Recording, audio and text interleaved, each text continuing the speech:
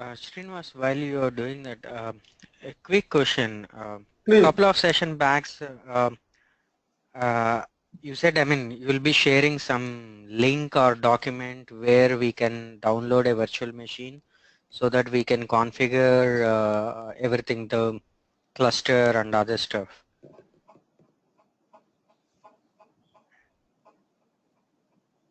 No, didn't get you. Come out again, Sunil?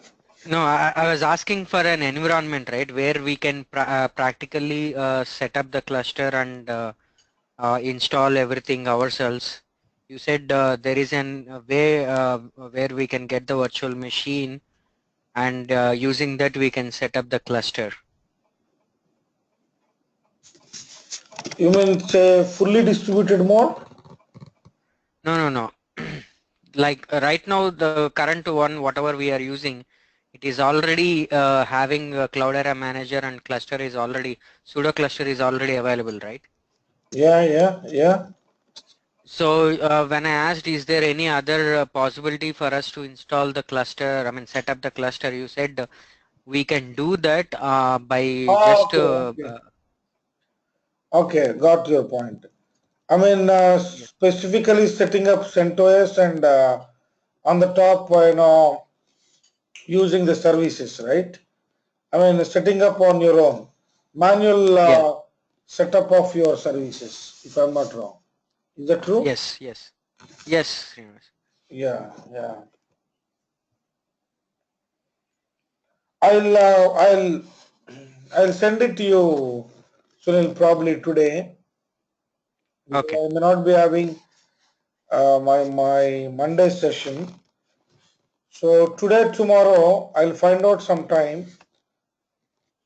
okay, So if I remember correctly, I might have shared this one. Downloading the CentOS VM bundle, only CentOS VM bundle, and in that we are going to set up things on our own. That is what I have explained. If I'm not wrong, is that true? yeah, yeah, yeah. That's what you said. But the links and other documentation required for that you Hmm. need to share. Okay. Sure, sure, sure.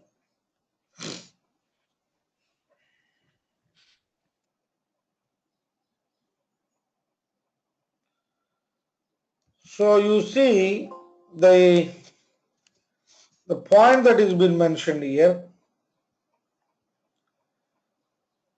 Sometimes, even though you are modifying /etc/hadoop/conf, when you do the modifications here, you know what is the path for what is the importance of this path? /etc/hadoop. In that, if you go and see, there is something called conf. In that, you will be noticing where this is. This is on my master node. I hope you are looking at this one. Yes. Yes. Yeah, you have hdfs-site.xml, where if you go and see what is the default DFS block size is 128 MB. Of course, been mentioned in the form of what is that? In the form of bytes here. DFS dot block size, DFS dot replication. Same thing if you look at, you may be noticing the DFS dot replication on a pseudo cluster, it is by default going to be 1. But here it is been kept as 3. Of course, same configuration. We also notice as a part of this one, if you go and see your configuration details, whatever you are noticing there in that What is that? DFS dot block size.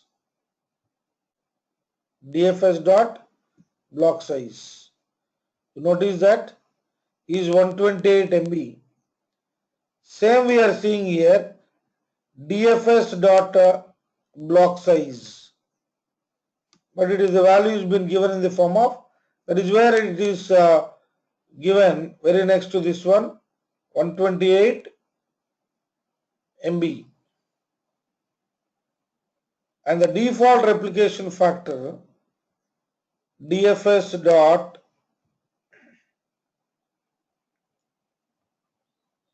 what is that? DFS dot replication is 3. You can also see that here, default replication, what is been given.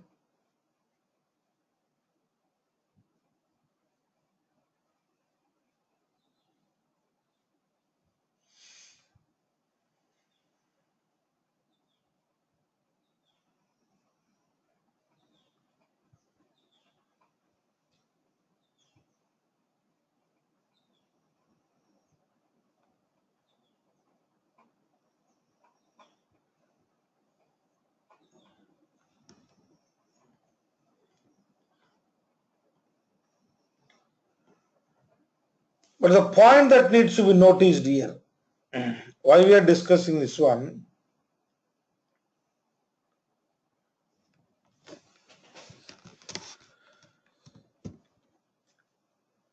modifying etc slash Hadoop slash conf and restarting HDFS will not have any effect. Sometimes the reason behind that is, what is the reason behind? This is because service instances started by Cloudera Manager do not read configurations from the default locations. To use HDFS as an example, when not managed by Cloudera Manager, there would be usually be one HDFS configuration per host.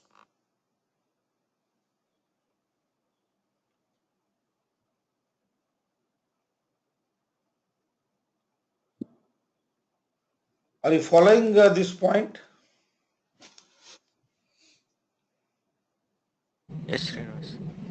So I didn't get it. So that XML file, if you try to update that XML file, you're saying it does not read that? Exactly. So when we make the changes from the Cloudera Manager, it doesn't write to those XML. It writes to a different location. Exactly. That is the reason why HDFS role instances obtain their configurations from a private per process directory under var run Cloudera SCM agent process. There will be a unique process name.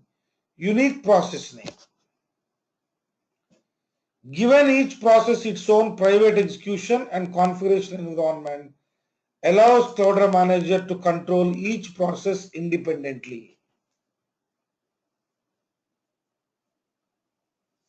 And in order to see that one only, if you look at this path, whatever the path that is, So basically, we have whatever you have to do only within Cloudera Manager. exactly. Even if you go and change this per process file, I mean, I don't know if you can even change it. It looks like we cannot, right? No, I mean, it is not advisable, because if you do this mix and match, and you will be definitely certain things you manage, certain things Cloudera manage. That is where we confine things only to get managed. You see this one here, I think you noticed this is slightly different. 130 Hive Metastore, 131 DFS create DAR, Hue server, Yarn resource manager. I think you are noticing here. This is what clearly been mentioned here.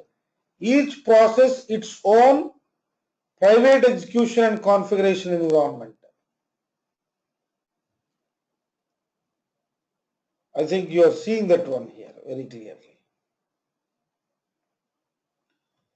Even you see HDFS name node format, and see that here.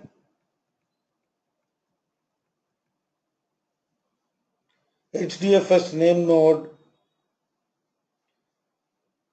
host inspector, all these things, these are the private per process configuration details, right? So the reason behind why even if you make changes here will not have no effect, this is because service instances started by Cloudera Manager, you see here, this is because service instances started by Cloudera Manager do not read configurations from the default locations. What is the default location? I think this part you have already implemented. When you have Sunil, if you remember correctly, you have bypassed the boot level startup of your services from your pseudo cluster. Yep. Mm-hmm. Yeah, I remember that. So that time again you are compelled to use certain commands and make Yeah, it's your in the same sequence. in the same sequence, and that to be during your boot process. Then only Yes. you are able to do that.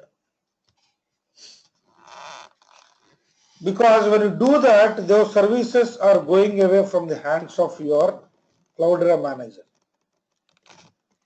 Let it be pseudo cluster or even a fully configured. But the configuration Yeah. details and the paths are going to remain the same. That is the reason why we need to ensure we don't manually start the services, a few services of the Cloudera setup and few services through the Cloudera manager, and a few manually on our own from the terminals. We will not be doing that. Mix and match of that, we will not be doing it. That may result in malfunctioning. I mean, it looks that they are malfunctioning, actually not malfunctioning because of this reason. You got this point, Arun? Yeah. So Yeah, you are saying when I changed Yeah, the Cloudera Manager file, this is the reason it is not allowing, because we are not supposed to change and it will not reflect the changes. exactly. Oh, okay. Right? Because usually making the changes at this one in etc conf only, not only this one, even other services at your operating system level slash etc, if you see there, see here,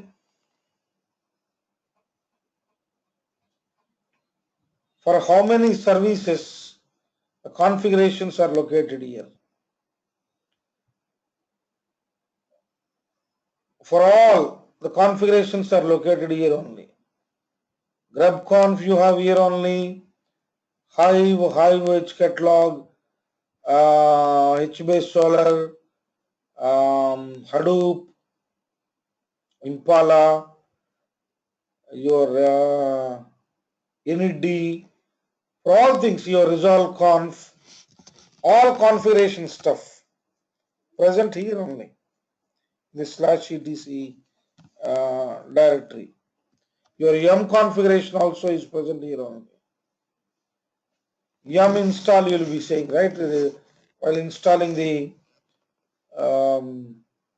respective packages and all on your operating system level.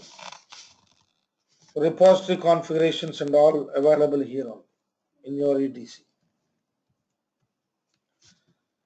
And also you might have noticed, I don't know whether, because it may not be possible to see every time until and unless we make the changes, we will not be able to see that. So if you have noticed properly, in the last session itself, you have seen that there is some warning whenever you have made some changes to the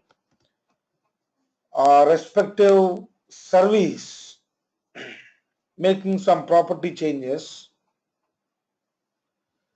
You notice that the stale configuration. So till you restart the service, impact will not be there. It is the same phenomena like whenever you install any software on your machine, whenever you install any software on a machine, till you restart the computer, those modifications being done will not be impacted till you restart. Of course, you can restart later and continue, but you will not be able to see the effect. Same is the thing here. When you go to your Cloudera manager and see the services, again as a service you will be noticing stale configuration. I think in the last we have done that. After adding the, you observed when we got that stale configuration.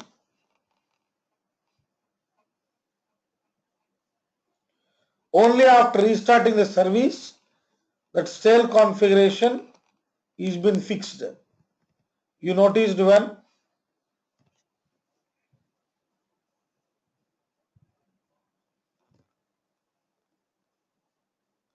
Think forgotten. We have added the Zookeeper service at the later stage. You remember? Yeah.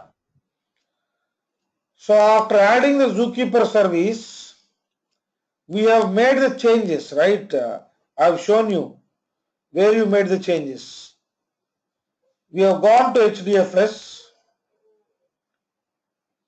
After going to HDFS, in the configuration part, I have shown you that the Zookeeper is going to be, yes, Zookeeper service, and if I take this as a none and assume save changes, go to your Cloudera manager, you noticed that there is a stale configuration here. You notice that? Yeah. What do we mean by this stale configuration? Because you need to have the zookeeper running. So Now, Zookeeper is running, no doubt. But what is this stale configuration? Because we have made changes to certain properties, which is expected to be, this is expected to be restarted. I think you noticed here. Stale configuration, restart needed. I think you are seeing here. Because of making the changes to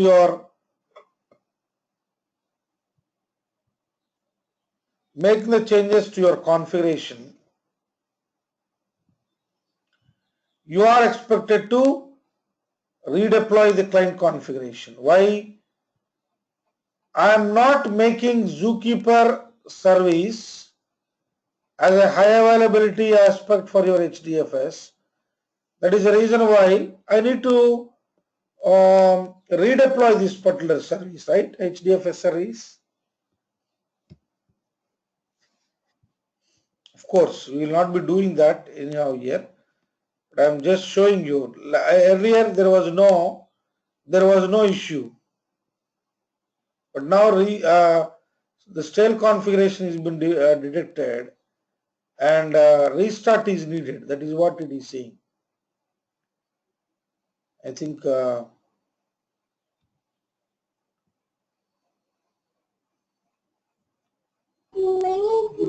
So basically, if you make any changes, we'll have to restart those services.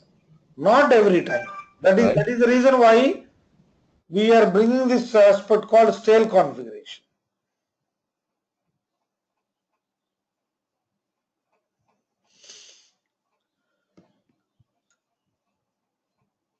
Not every property.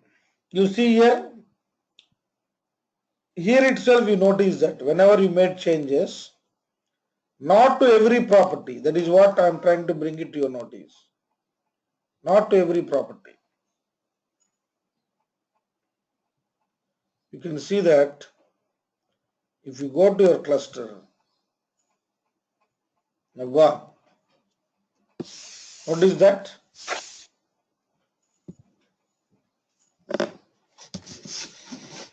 So you discarded the changes, or? I discarded the changes. Okay. Discarded the changes in the sense I reverted those things. Discarded is different. Discarded is something like you haven't saved those things, but I saved it, but I reverted those things back to normal. So restarting of the service is not required. Okay, so I think you can say rollback. yes, it is something like rollback. Yes. Okay. So that is something related to this one. But you notice closely here, in order to make any of these things, tail configurations or client configuration files, so in order to make all these things possible at your cluster level, you need to be, you go and see username is admin and roles is a full administrator.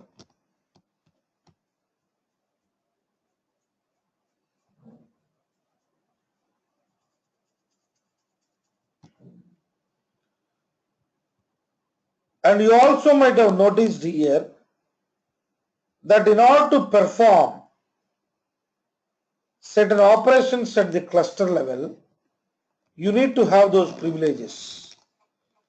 Not every service and working with every service and performing every action is possible with every role. You notice that?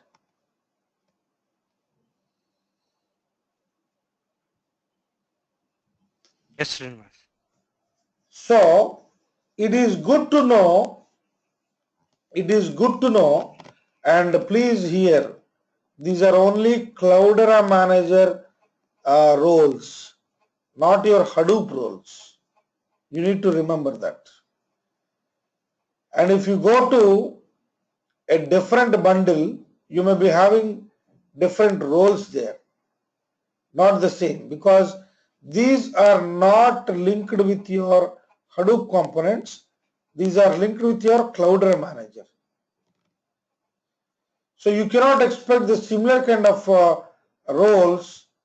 Maybe these kind of roles exist, but it is not sure that every bundle, like you go to Hortonworks, you may have different roles there, which you need to find it out. What are the different roles, and with each role, what operations you can perform, that you can come to know only with its documentation. But for sure, the procedure and the process is going to remain the same. What is that? See here. Cloudera Manager user roles. What are the roles that are possible with your Cloudera Manager? You have auditor, read-only, limited operator, configurator, cluster administrator, BDR administrator, navigator administrator, user administrator, key administrator and full administrator. Now, what is the role? What is the role with which I logged in? Full administrator. That is the reason why I was able to perform anything on my cluster. But at times, when I am going to create the users as a full administrator or full authority on this cluster, whenever I am creating the users, go and see here, I create a user, add user. While I am adding the user, you need to decide which role needs to be given. I create the user with username and the password, and I need to assign what is the role. What is the role? Based on that only, the respective user can perform the operations on the cluster. Are you able to understand this one, friends? So if you look at the things closely, what we are doing on our cluster, we have set up a fully distributed mode, adding the host and all. We have set up the cluster, and to that cluster we have added the services one by one, and how to make changes to the configuration of your cluster, especially the service level changes, that how you can make. It is always advisable that you do it through your UI rather than doing it manually, going to the respective folder structure on the respective host. It is always good that you make the changes through the Cloudera Manager instance, not directly going to that particular node using your terminal and make the changes there. Because a small typo at that level may create any kind of issue that may make your cluster to be unstable, entire cluster to be unstable.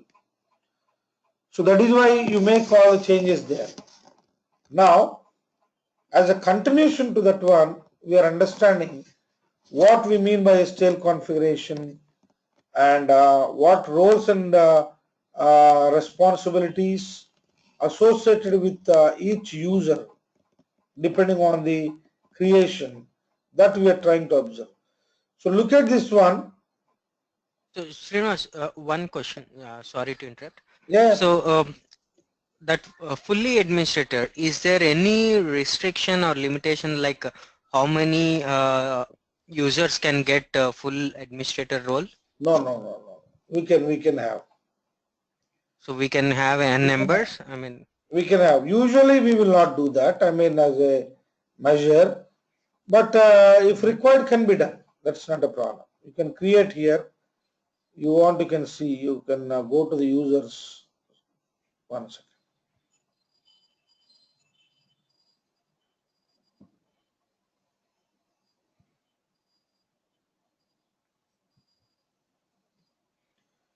You can see that here. Full administrator. okay. And you can create.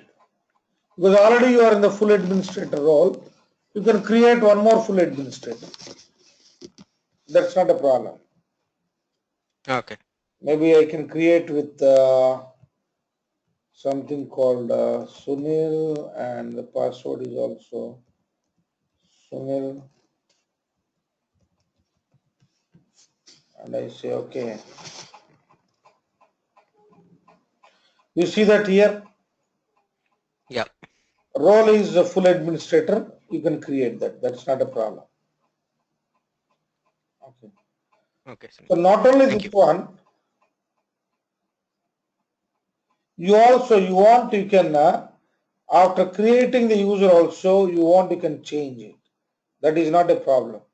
You can make him only an auditor.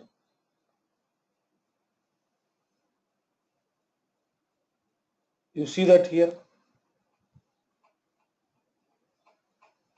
Got it.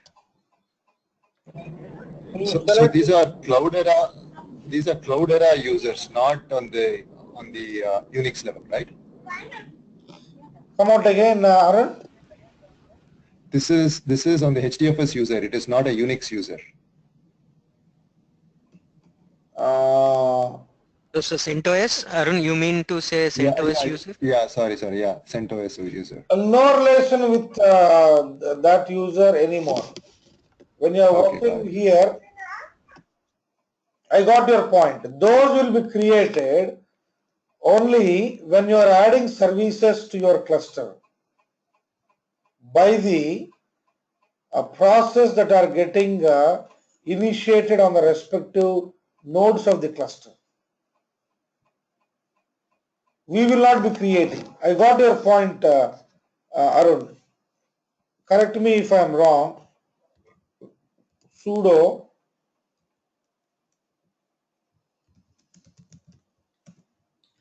is this you are saying? Yeah. So here the HDFS is basically a CentOS user, right? Created on the CentOS level. Exactly. CentOS user created by your respective service. Right? Okay. That is not been created by your operating system.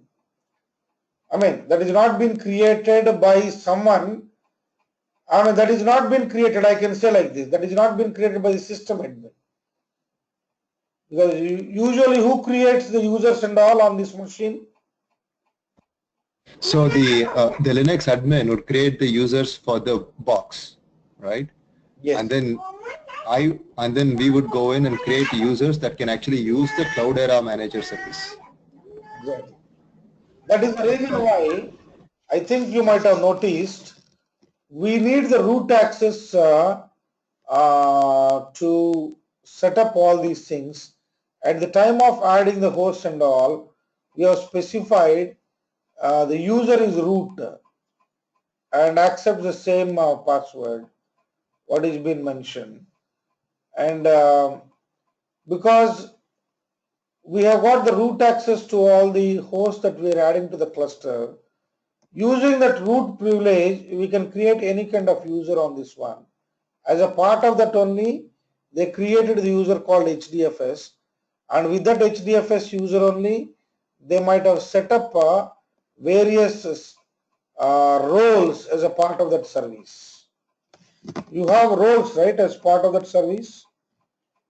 You take HDFS service, we have roles there. Data node, name node, secondary name node, balancer, all these things comes under roles only.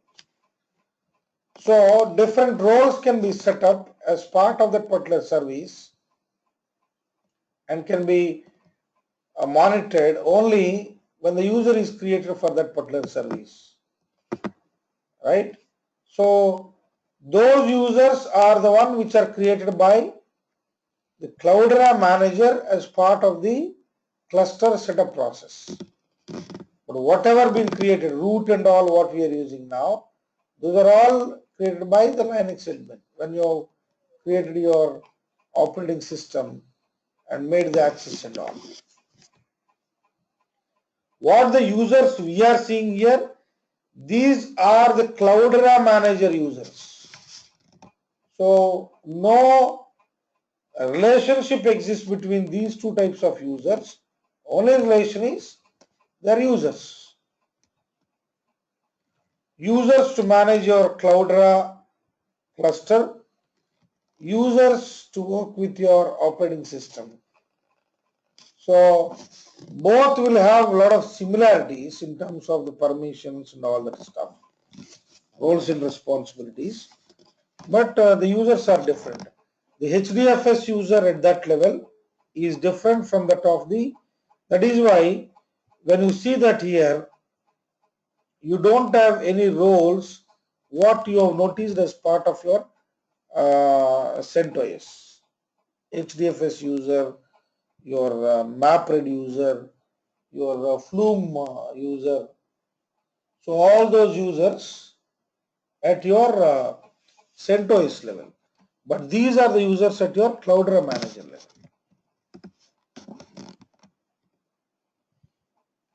You got the point? Yeah, got it. Got it. So these are used only for working with the services, right? Absolutely. So can we use this user for invoking a scoop job, or I mean running a scoop script or pig script? No, that is different again, Sunil. Hmm. That is there. Those are the Hue users again. Okay. Those are different again. So I'm So going to we say have CentOS users. Now we saw Cloudera Manager users, and yes. we have Hue users also. So let me also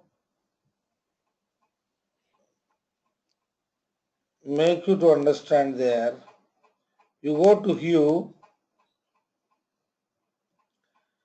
and you go to Hue Web UI. Here I need to specify one second.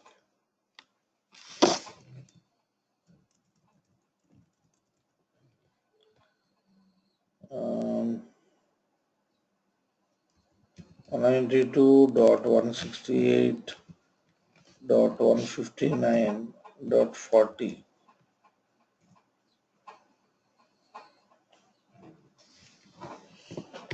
Because there is no address resolution for that,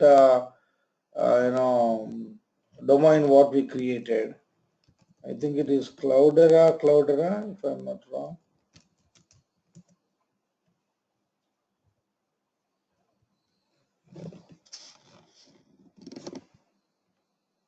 Yeah. So here if you see, you have again the same story of manage users. If you look at that one, manage users. So here also we have add user, and you are able to add the user. I think you noticed here. Okay.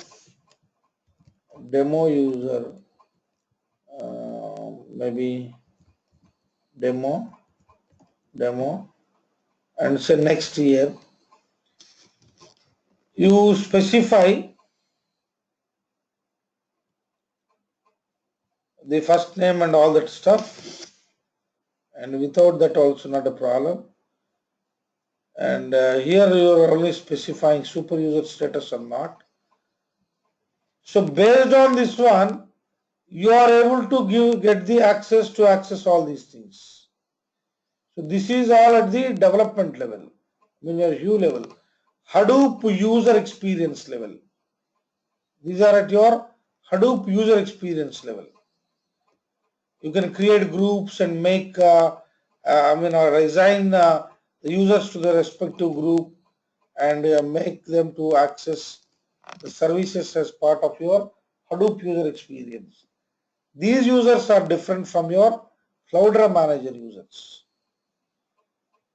All the concept of users only, but with the respective user credentials, what we are going to do, and from which management console we are going to do differs. Say for example here, I made this as Sunil and Sunil. I mentioned this as a maybe a read only issue. I say okay, user has been added. Now I log out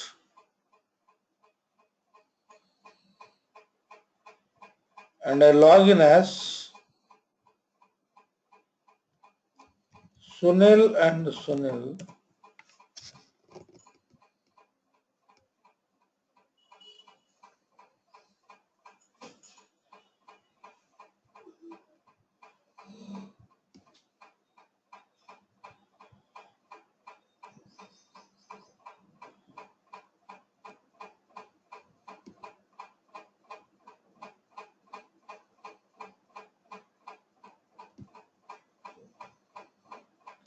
You noticed here? Yeah, will requires additional authorization. No, we don't have the provision to make any changes at all here. Same Yeah, that's what it property. says. Read only. Yeah. Yeah, read only.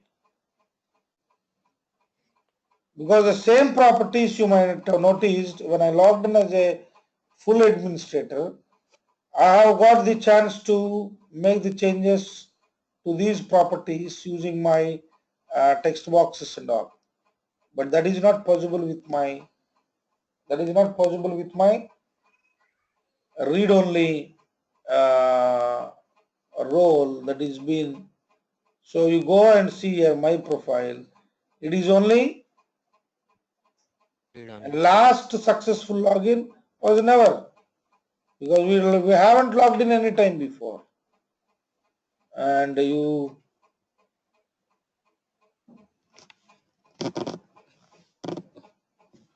log out from there and you log in again, admin and admin, and now the same thing. If you go and see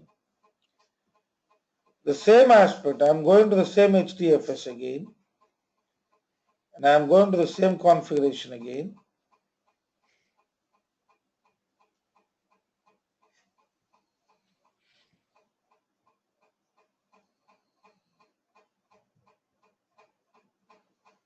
But this time you notice that you have the access to all these things. You noticed?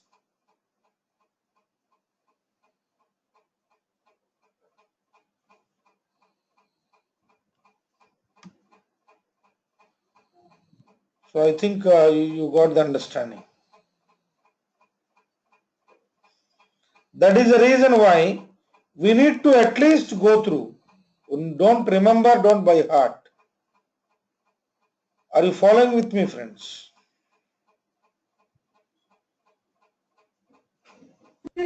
Yeah. So if Yes, you Srinivas. if you look at this one closely, each time you are creating the user, you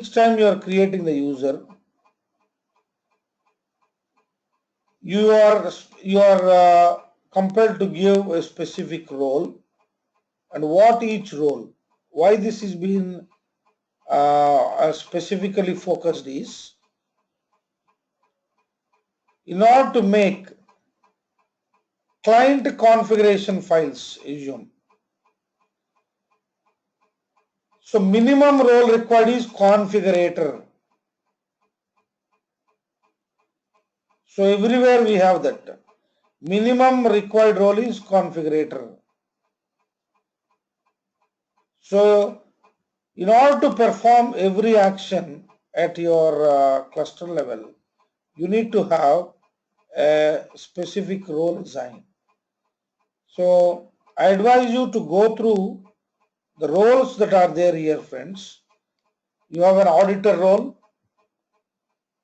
view data in Cloudera Manager, and view audit events only audit events. Where we come across the audit events, I think you noticed here, you have something called audits here. There you notice successful login as an admin, successful login as Sunil, from which IP address. You noticed? From which IP address? Yes, Srinivas. Created user role, deleted user Sunil, updated user Sunil. So all these comes under the audits.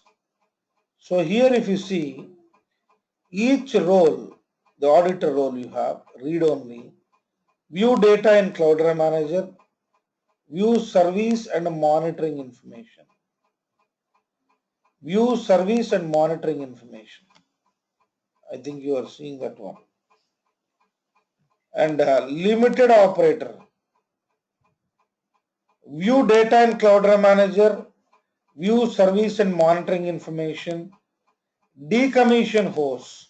Say, this is where we need to discuss things again. what we mean by decommissioning and all. Roughly we have discussed, we have understood.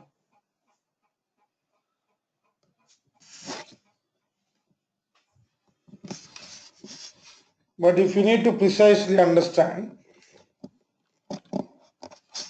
so we look at that concept, what we mean by decommissioning, and during decommissioning, what needs to be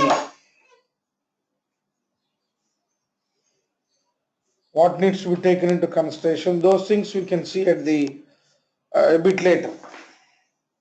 But if you see closely this one, depending on the need, you are going to create the user and make the user to perform those things only. So being a full admin, you may be creating a specific role. Limited operator, if I create, what he can do?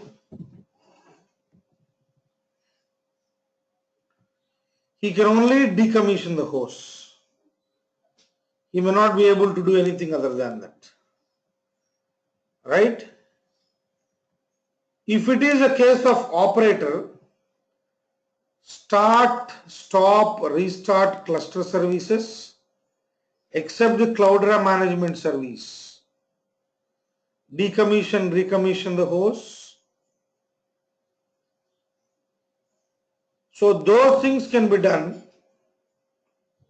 But if you observe closely here, an operator role does not allow the user to add services to your cluster and add roles to the services or add hosts to the cluster or take any action that affect the state of the cluster or any other actions that affect the state of the cluster. So what I advise you to do is, please go through these Cloudera manager user roles once. Of course, you need not remember precisely everything. At times when you are creating the users, that time you can decide, but overall you get the understanding. Every role will have certain default read-only things. I mean, viewing the data, the Cloudera manager is possible to every role. Every role can allow you to view the data in the Cloudera manager. You see the configurator, perform all operator operations, plus this is a hierarchy that we are seeing. Auditor, read-only, limited operator, operator, configurator, cluster administrator. This is a hierarchy of operations. Configure services, enter and exit maintenance mode, manage dashboards, start and stop your KMS services, and your cluster administrator, what he can do, your BDR administrator, navigator administrator, user administrator, and your full administrator. You are logged in as a full administrator. That is why we were able to see everything. So while performing every action inside your cluster, it has been clearly mentioned what is the minimum role required for that. So depending on the type of the operations that you wish your users need to perform, create that particular user account so that they will be able to manage only that specific. So hope this is clear, friends, to you what been mentioned. Make sense?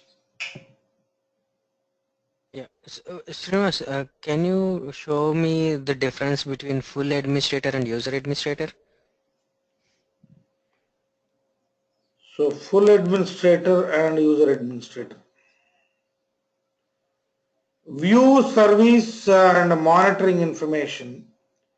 Manage user accounts and the configuration of external authentication. Only those things can be done. So, I mean, I saw that, what is it?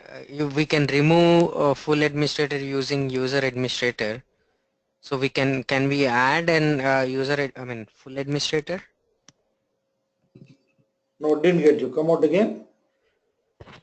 No, it says for removing a full administrator, the minimum role is user administrator. So that means we can remove any full administrator using the user administrator role. So at the same time, can we add full administrator role using the user administrator? So what is the user with which I logged in now? I logged in with, Admin, yeah, admin only, right? Yes. Yeah, tell me now. So here, what is that you are saying? user administrator. User administrator.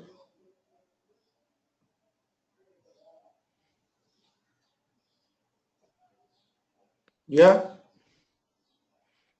So using right now, if I log in with Sunil, Hmm? I can remove admin, right? Oh, you mean to say the full administrator? Yeah, So I don't think, Sunil, you'll be able to do that. because I mean in this document, whatever you're showing, it says that. Hmm? But there is only, but there is only one full administrator right here. Okay. You are not able to go, remove the full administrator. Yeah, Where is that's that? what I got confused, and that is the reason I was asking this. If you see the document, Hmm? if you go to removing full administrator, scroll down. Yeah. Yeah, even yeah, it says removing the full administrator user role. Okay. It says minimum required role is user administrator, also provided by full administrator.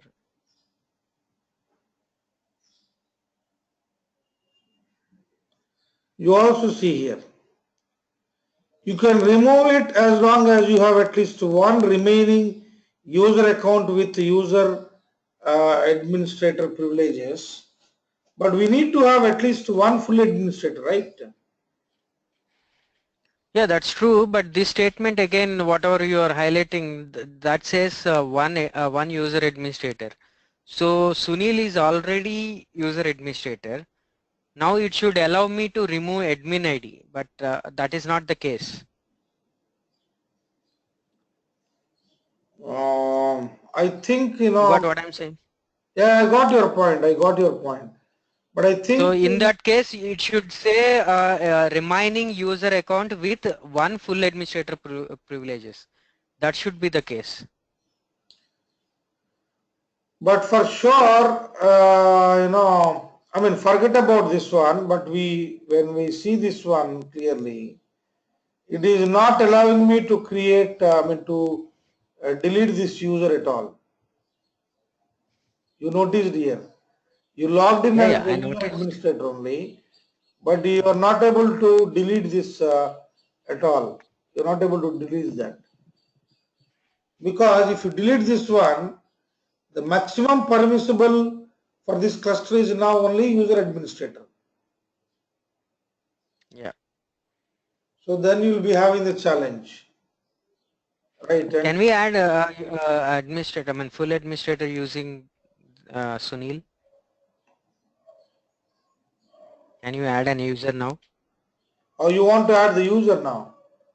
Yeah. Maybe Arun and Arun. I Make can. him as full administrator. See, we are not able to create full administrator. Yeah. So we are not able to create a full administrator with the role of user User administrator. administrator. We are not able to create a full administrator. Yeah. So that is what my question. When we are not able to create a full administrator, we should not have privileges for removing full administrator. But whatever document is completely, I mean, it is completely different than what we are seeing right now. the full administrator role is created using, but you can remove it as long as you have at least one remaining user account with user administrator privileges. So this is wrong as per what we saw right now. One second. Let me create one more.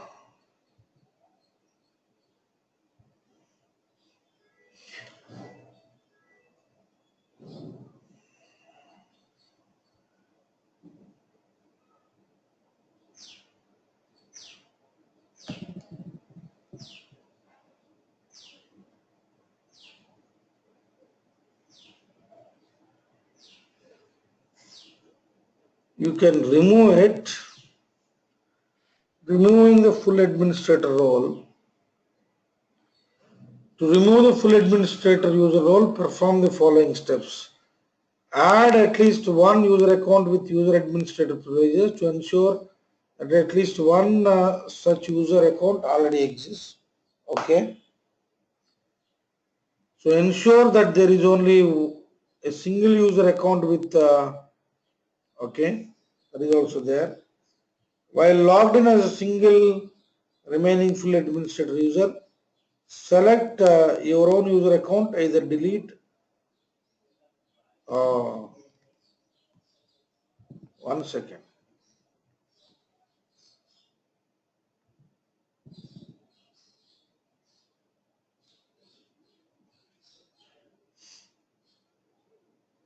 But I am not sure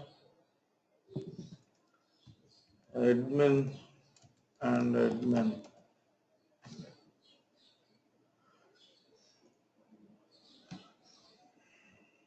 How this is going to reflect in the users part, admin. Now I delete myself. How I can create one more full administrator now?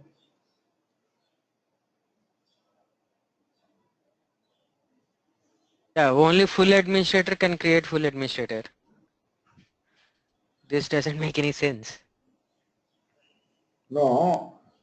See, I delete this user now, the full administrator, because But we. you cannot create another full administrator, right? One second. Let me just delete these two and see.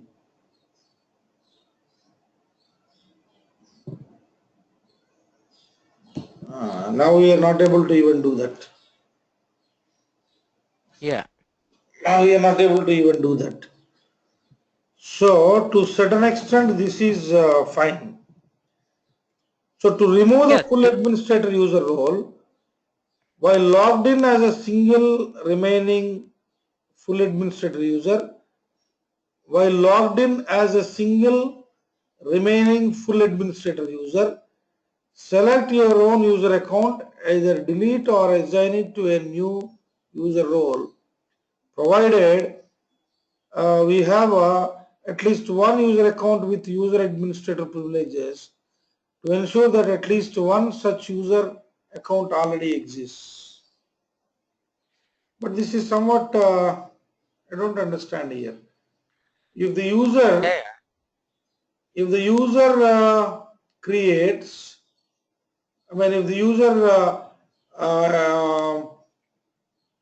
privileges, user account privileges, with that you create an account, how come you can bring in a full administrator?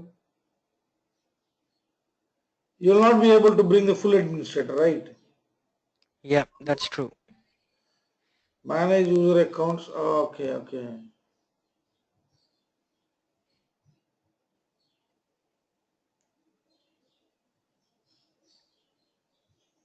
Okay.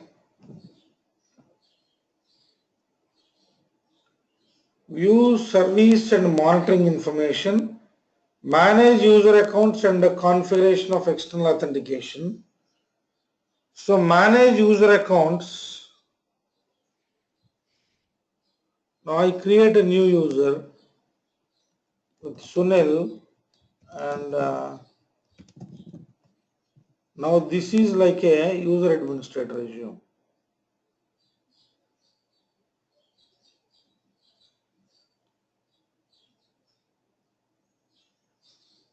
Oh, so with user administrator, I can create the user with a full because this role is specific to the user management, right? So I'll be able to. No, I you are able to create users, but you cannot create a full administrator with user administrator. we can do that. We can do that. We can do that. No, that's what we saw, right? We are trying to create Arun as full administrator, and it said it is not even available in the drop down. No, let me just. Log in as me, and then you can see. Don't delete the admin because we will That is lose there. that. We delete this one, then we will We be lose the. left with no option. Yeah, yeah. So So become now log in as Sunil, okay. and if you try to create an user, it will not be. I mean, full administrator will not be available under users. I mean that roles.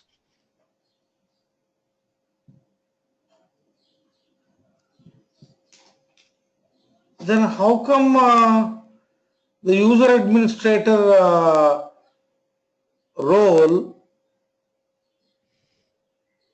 now it is So allowed? having Yeah, having user administrator, what it says is correct. We can delete the full administrator, but we cannot create a full administrator with user administrator. Then how it is possible to have a full administrator in the system again?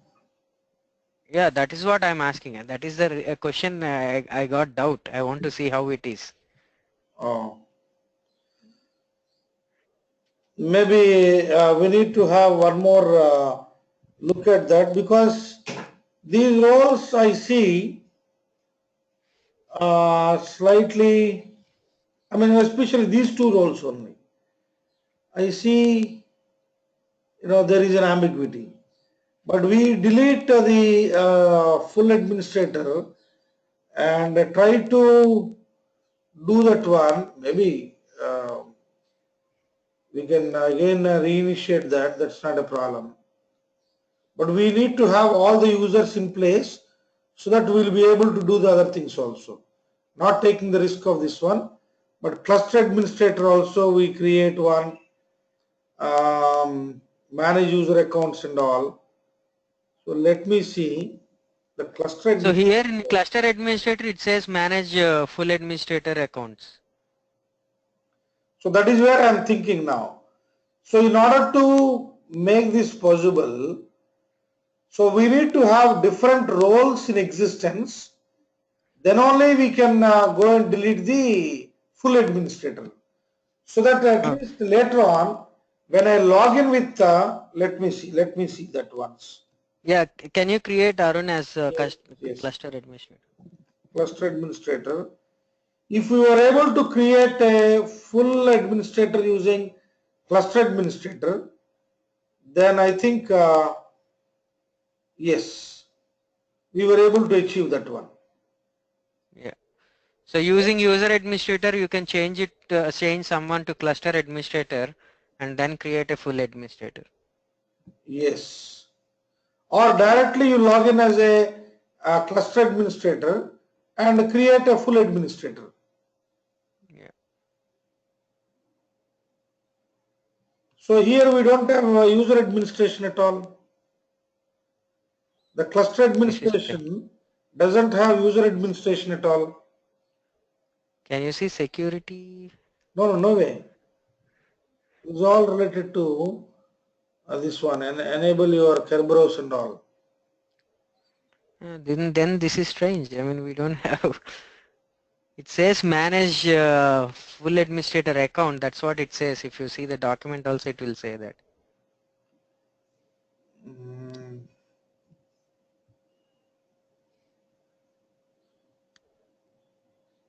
one second, huh?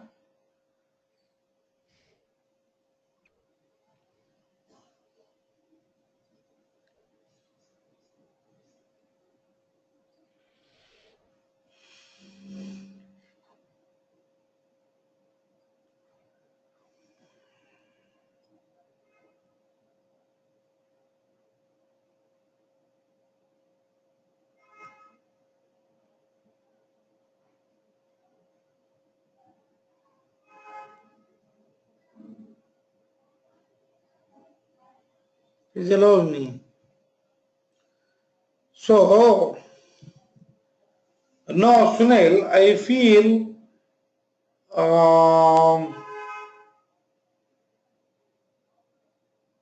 to make all these things possible, we need to have different user accounts in place. Then only you can remove your full administrator. At any point in the future, how you can bring your full administrator?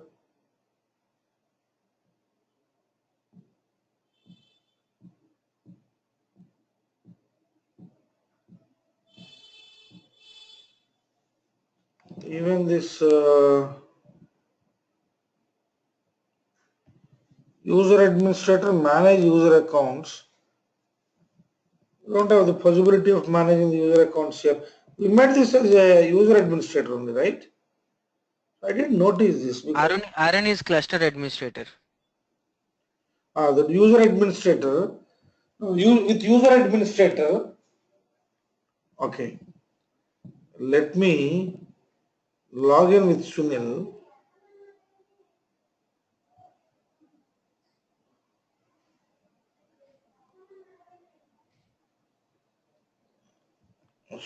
Sunil and Sunil.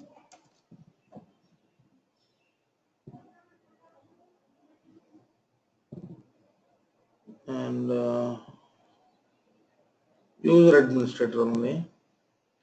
Now I go to the users and I select agent roles.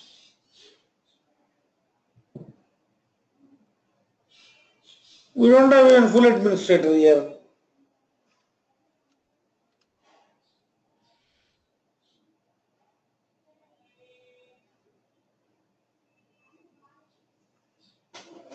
We don't have the option to make the full administrator, right? So once you lose a full administrator, where is the chance that you get back that one? I mean, imagine that there is only one full administrator and that we removed it using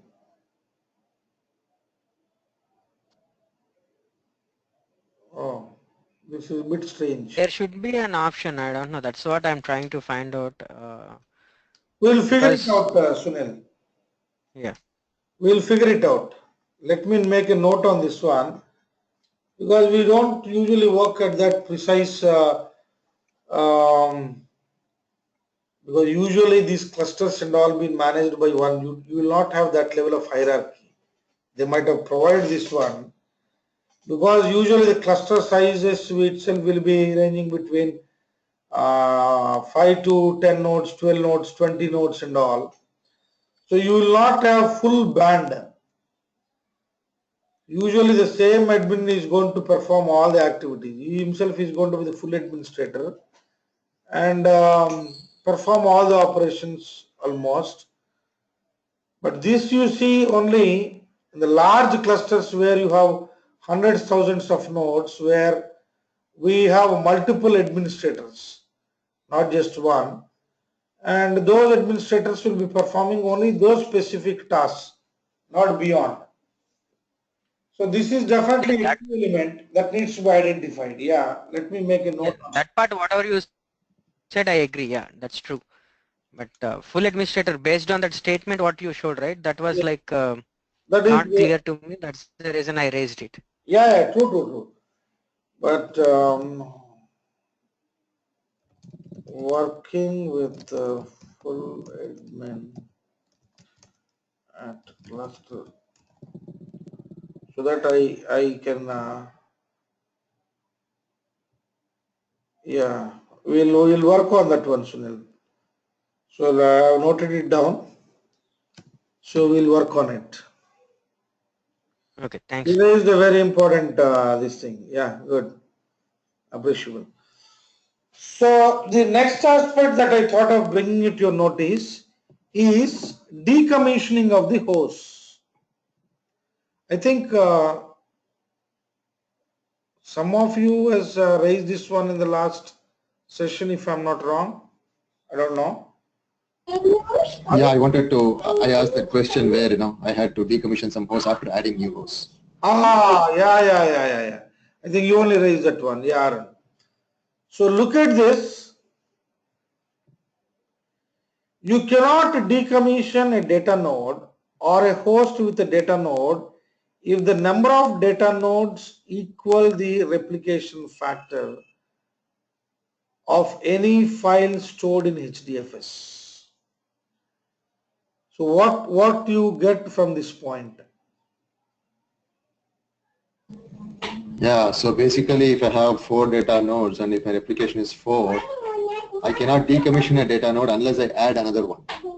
Exactly. I add one more node to the cluster and then I decommission one of the data nodes, right? Exactly.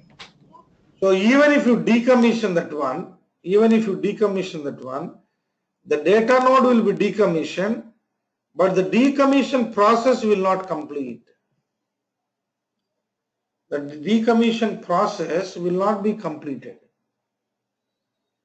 So as a result, what needs to be done is we need to abort the decommission process and recommission that data node. So recommission the new data node or the one which Existing we one. already decommissioned? No, whatever your, because that will not get decommissioned at all. So you may select that one and say decommission. That process will go on, right? Now if I go and say I have 4 data nodes, right? So I can do one. No, not a problem. I can do one. No, that part I understood, but to the point what Arun said, like if I have 4 data nodes and my replication factor is 4, we cannot decommission. If at all we try to decommission also, it won't complete the process. So we have to decommission and recommission that data node. So that is No. fine. We need to abort that decommissioning process. Yeah, abort and Decommission. recommission should happen. Yes. So if at all I want to add a new data node, to Arun said like 5th node, then can I go and decommission the node which I want as I have another node? That can be done. So once you have added a new node, that always can be done. So not an issue. So while doing that, do we need to transfer the data from the node which we are removing, or it has to? No. That is a point that I think I might have mentioned it down.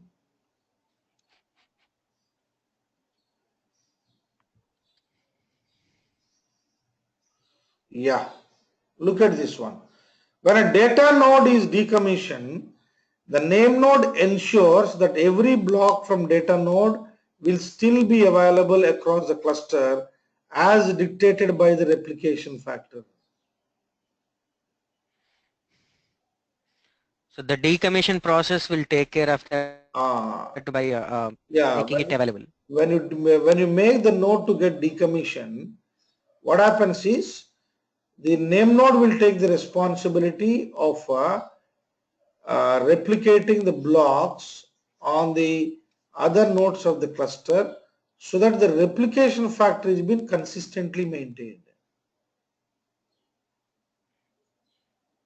Got it. You got the point? Yes, Srinivas. This procedure involves copying blocks from data node in small batches. If the data node has thousands of blocks, decommissioning can take several hours. Before decommissioning hosts with the, of course, this fine tuning needs to be done, or tuning of your nodes needs to be done, they say, because if there are any corrupt blocks and all, we are going to check those things and make sure that is being taken care first, and then you actually decommission. Then there will not be any chance of losing the data, even in the event of one more node failure during the decommission process, because we cannot say exactly these are the things that happens. Imagine a situation where you are decommissioning a node process is going on and one of the node got failed. One of the node got failed. Then what happens? Maybe whatever, the hardware failure or whatever it is, then what happens? I think the decommission process will hang. It won't complete. It won't complete. It won't complete because already that is where the point is been very clearly mentioned here. I don't know what part of the documentation been mentioned that one, but it is been clear. So when a data node decommission, when you are decommissioning a particular data node, your name node is going to ensure that every block from the data node is still available across the cluster as dictated by the replication factor. That is always been ensured. After taking that, that is the reason why I say name node will have enormous load on it. Why name node will have enormous load? Say for example, you are decommissioning a particular node. It has got 10,000 blocks, assume. All those 10,000 blocks needs to be made available on a different cluster now. Are you getting my point? Yes, Srinivas. So that information should be known to the name node in advance. Oh, these 1,000 blocks I can replicate on these nodes of my cluster so that the replication factor is being consistently maintained. So when the name node will have that information, when it has the complete details about the other data nodes, like where all the provision is there. Oh, fine. I can put these 1,000 blocks in these nodes so that across the cluster, the same consistent replication factor is being maintained. But all of a sudden, when that process is happening, one of the data node got failed. How come the name node knows? With the heartbeat, the name node comes to know that the data node got failed. Then what it needs to do? It should not allow, because if it allows the decommission process to happen or to continue, then the rule of maintaining the consistent replication factor across the cluster is being violated. You're getting the point what I'm saying? Here we are intentionally decommissioning a host, but there it got failed for some reason. Maybe next few seconds in the stipulated time, once, twice, thrice, the threshold what you have set up there for updating the heartbeats and all, and the metrics that are being supplied, even beyond that one, if there is no heartbeat, then it consider your name node is going to consider that particular node as the last node in the cluster. Then that the blocks that are supposed to be present on that also should be replicated in the other nodes to maintain that consistent replication factor. Right? So if I allow the decommission process to happen and also try to replicate those things, then definitely at your cluster level, the consistent factor of replication will not be available. Observe here, only when the decommission process is complete, then only you can remove that node from the cluster. Then only you can remove that node from the cluster. Now till the blocks are being replicated in the other nodes, till then this node is going to be part of the cluster only. You go and see here, I select a particular node, I selected data node 1 and I selected the option called, what is that? Host decommission. Now I say confirm. So as part of this decommissioning, what is happening? It is first stopping the services that are running on that one.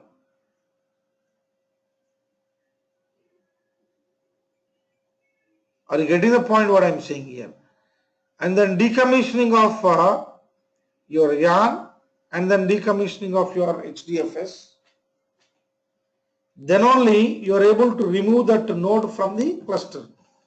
Now this process may take several hours depending on the number of blocks present on that particular host. Of course, here we don't have too many, and it will not take much time, but still it is a time consuming process. I think I have kept one big file.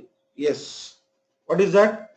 Decommissioning of your yarn service, that is the node manager and all on that. Now decommissioning of HDFS is happening because there is a data node role that is running on this particular node. So that also needs to be decommissioned. And once it has been successful, then we can ensure that the blocks are consistently available in the replication factor set by you. Then only you can remove that node from the cluster.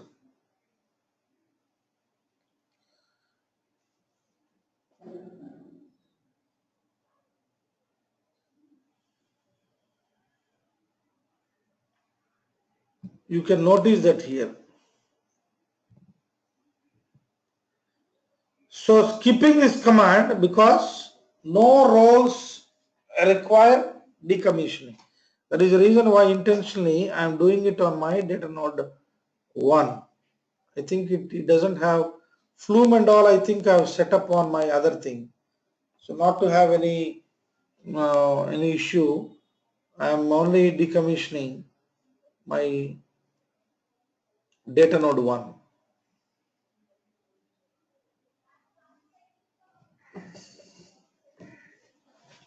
One second, friends.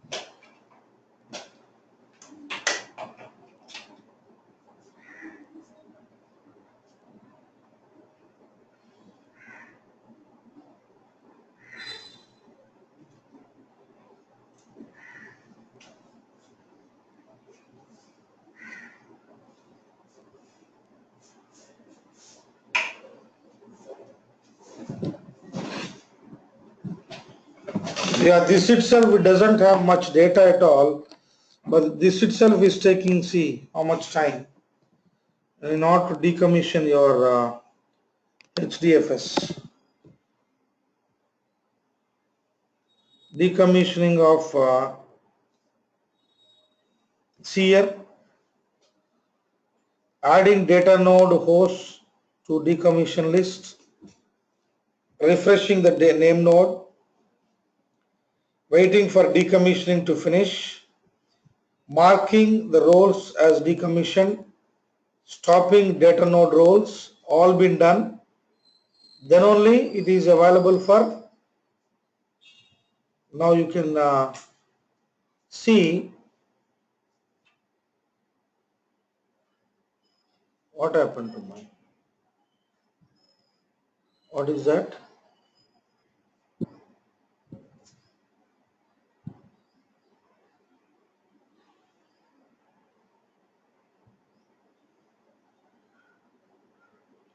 I should see that as state is commissioned.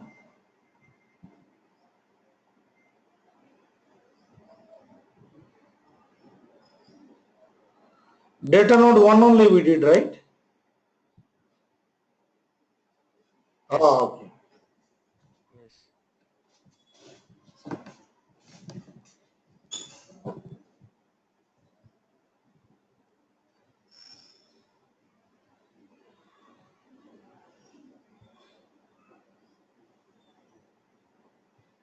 But it should show in the host section, it should show that this has been decommissioned.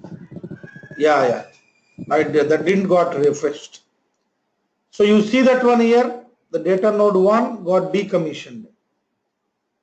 Now, whatever been selected, this you can remove from the cluster. When you remove from the cluster, you can take out that physically from your rack, whatever it is. You got the point? Yeah.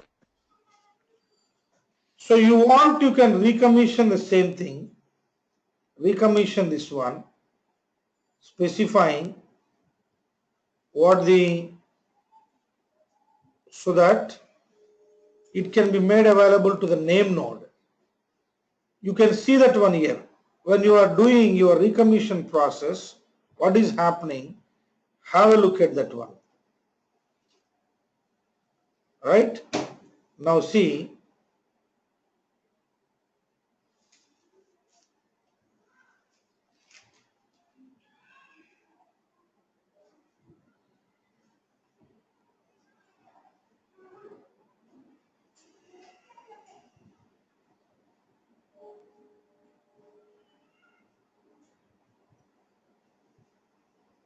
not yet refreshed.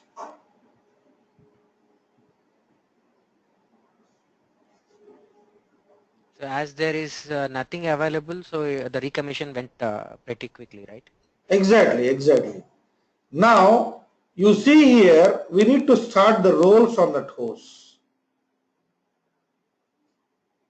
I think you see, as part of this one,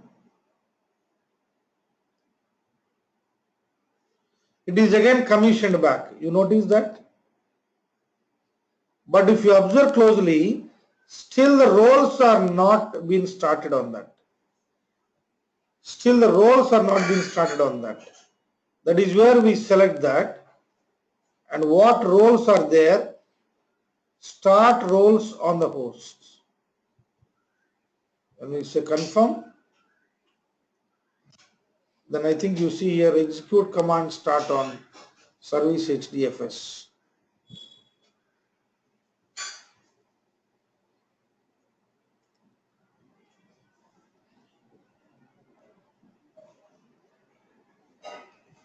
And it also need to start. Only after starting your HDFS service, it is going to start your yarn service. Then only it is going to start your Hive service. You can notice that one here. Yeah. How the roles are getting started. So this gives us some understanding on how. So what is that that is being done here? Tell me. First you are going to decommission. Decommission and recommission and start the roles. Yeah, no. Even if you want to remove from the cluster, so you need to decommission this.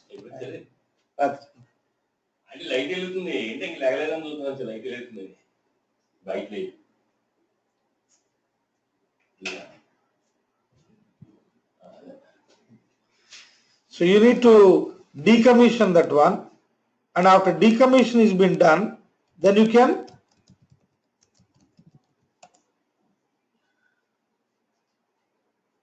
Remove from cluster. and remove Physically from rack. Yeah. exactly.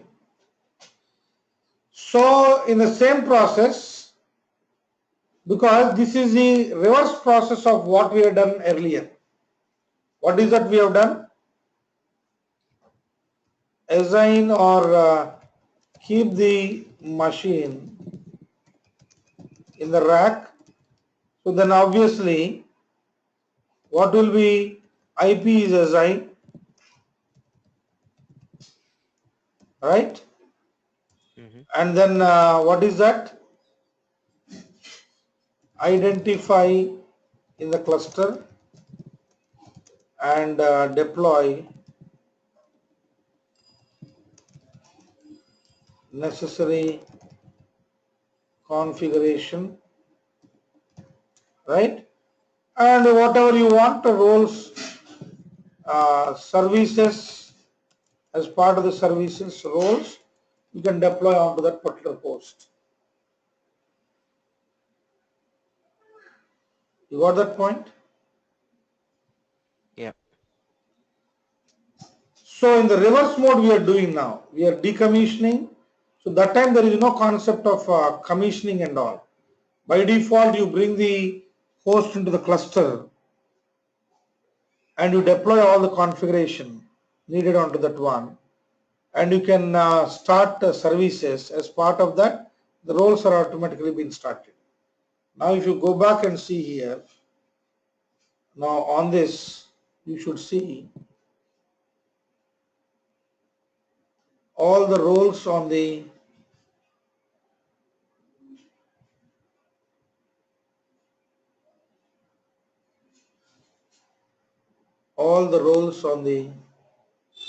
you noticed here your HDFS and YARN,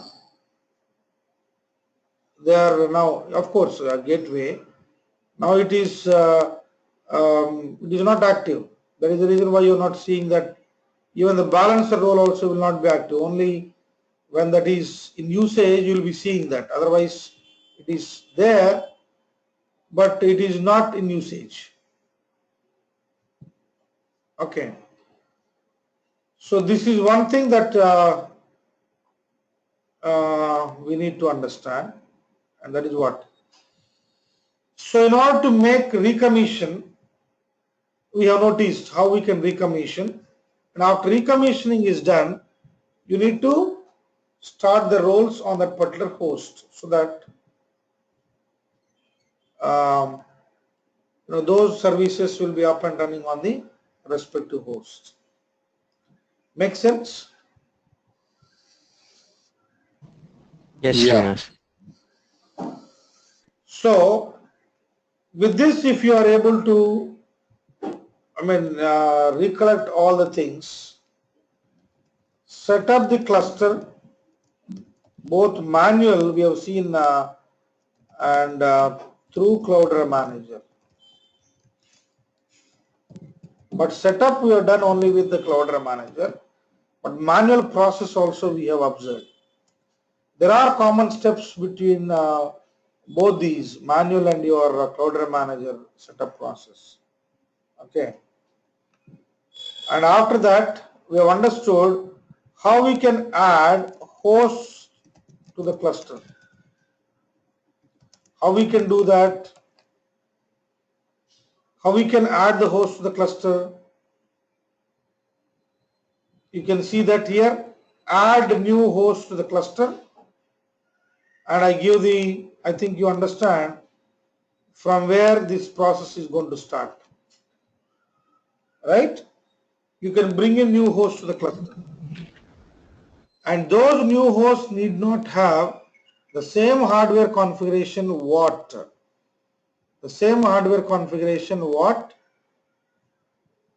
your earlier host has got, but need to have the passwordless entry and need to have the root access.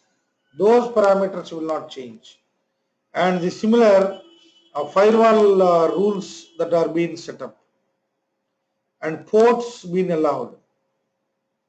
So those been taken care, you can bring or you can add hosts to the cluster and get your things done, right? So Yeah, but if we Srini, just a second. So you said hardware configuration, but if the added host for some reason has lower memory and slower processing than the other nodes, it will affect the processing on the whole cluster, right? no. That is what the beauty part of your yarn. What you said is absolutely right. When it is your version 1 of your Hadoop cluster, that is with your job tracker and all, but with the Yarn, you don't have that performance bottleneck. Depending on the availability of the resources only, the computing is going to be allocated, not beyond that. That is what the whole purpose of Yarn, right? It is going to negotiate the resources needed to run a particular application.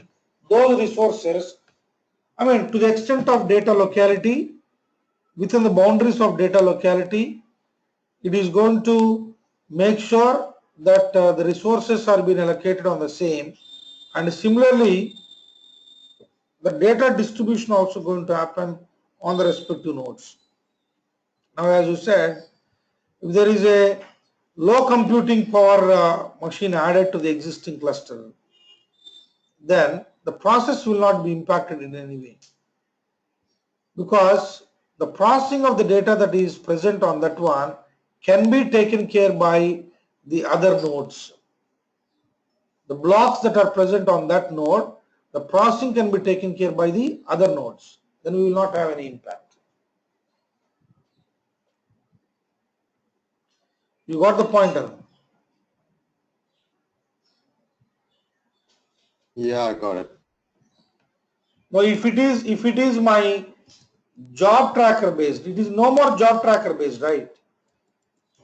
MapReduce MR version 1. If it is MR version 1, where the processing is being taken care by job tracker. That time, as you said, where data is present, there only the processing happens. You agree with my point? Yeah. Right? Now imagine that I have 20 blocks for a particular data set on a particular node where we don't have much computing power.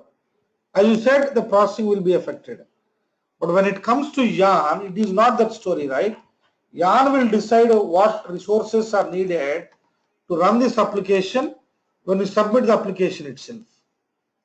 Then there is a chance that the processing is going to be impacted, but there may be, in order to achieve this, there may be load on the network IO, but still that is being managed as it is a part of, as it is within the cluster. So with Yarn, it will not be impacted. With Yarn, it will not be impacted. Clear? So then, Yeah, I got it. so with your host recommission,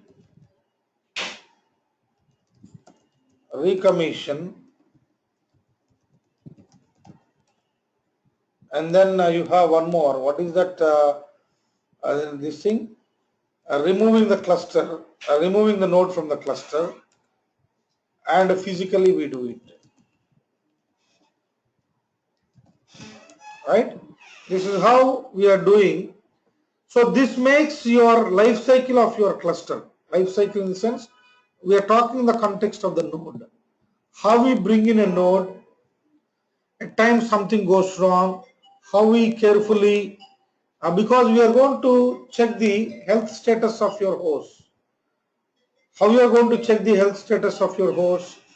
You can go to the respective and check the health status of that one by looking at the aspects like you can see here. Average disk IOPS, average disk throughput, disk latency,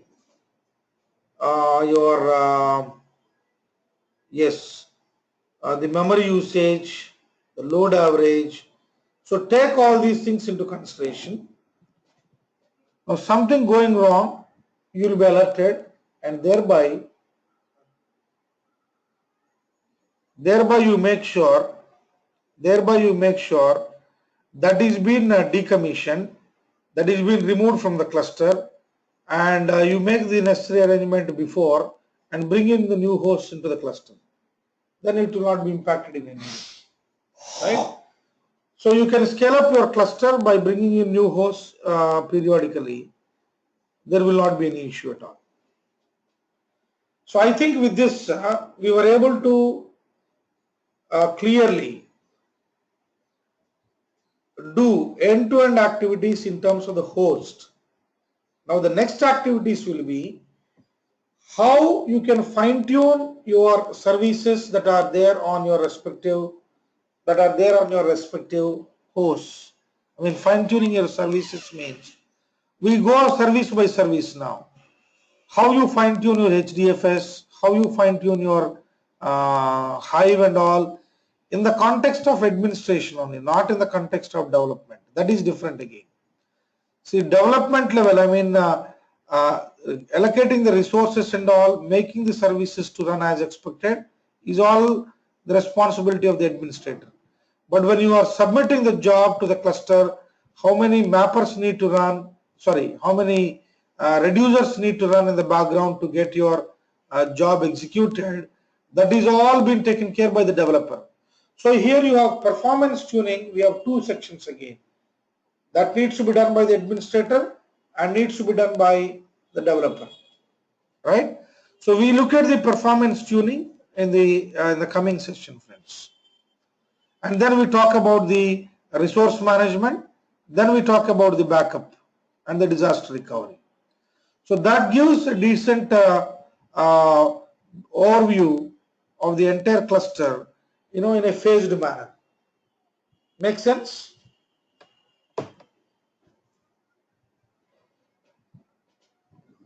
Yes, Remus. So fine then, friends. I'll catch up again in the next discussion. So, Srini, one question. I mean,